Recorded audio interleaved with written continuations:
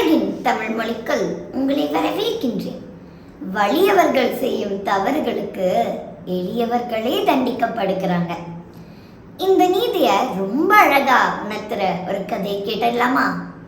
கதை சொல்றது என் பொறுப்பு, காட்சிப்படுத்துறது உங்க பொறுப்பு.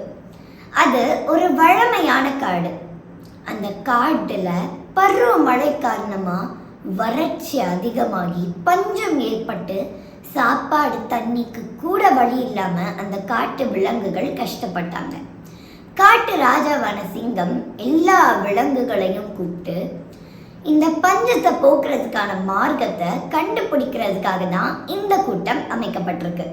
அதுக்கான வழி உங்கள யாருக்காவது தெரியுமா அப்படின்னு கேட்டாரு.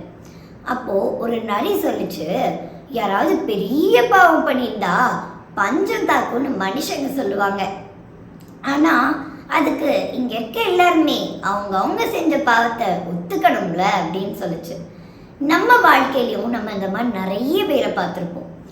சம்பந்தமே இல்லாத விஷயத்த சாமர்த்தியமா கோர்த்து ஊத்துட்டு போயிடுவாங்க. சரி, இப்போ நம்ம கதைக்கு வரலாம். எல்லா விலங்குகளும் அவங்க செஞ்ச செயல்கள்ல எதை பாவமா நினைக்கிறாங்களோ அதை சொல்ல முன் வந்தாங்க. முதல்ல சிங்கம் தான் சொல்ல ஆரம்பிச்சுது. இங்க பஞ்சம் அதிகமாகி உணவு தட்டுப்பாடு ஏற்பட்டதோ நீங்கள்லாம் பட்னியா இருப்பீங்கன்னு கூட யோசிக்காம என்னோட பசிதான் முக்கியம்னு சுயநலமா பக்கத்து கிராமத்துக்கு போய் அங்கிருந்த ஆடு மாடு கோழிகள்லாம் அடிச்சு சாப்பிட்டேன். அதை பார்த்து மனுஷங்க யாராவது என்னை விரட்ட வந்தாங்கன்னா அவங்களையும் அடிச்சு கொன்னேன். இதான் நான் செஞ்ச பெரிய பாவம்னு அந்த சிங்கம் சொன்னதும் நரி சொல்லுது, ராஜா நீங்க நல்லா இருந்தா தானே நாங்களும் இந்த காடும் நல்லா இருப்போம். இதெல்லாம் ஒரு பாவமே இல்லைன்னு நரி சொன்னதும் அது எல்லா விலங்குகளும் ஆமோதிச்சாங்க. சிங்கத்தை தொடர்ந்து புலி, சிறுத்தை, கரடி, காண்டாமிருகம், நீர் யானைன்னு எல்லா விலங்குகளும் அவங்கவுங்களோட பாவத்தை சொன்னதும் எல்லாத்தையுமே நிராகரிச்சிட்டாங்க. கடைசியா மான் சொல்ல ஆரம்பிச்சது, எனக்கு பயங்கர பசி எடுத்துச்சு. அதனால நான் பக்கத்துல இருந்த துறவியோட வயலுக்கு போய் ஒரு வாய் புல்லு தான் சாப்பிட்டேன்.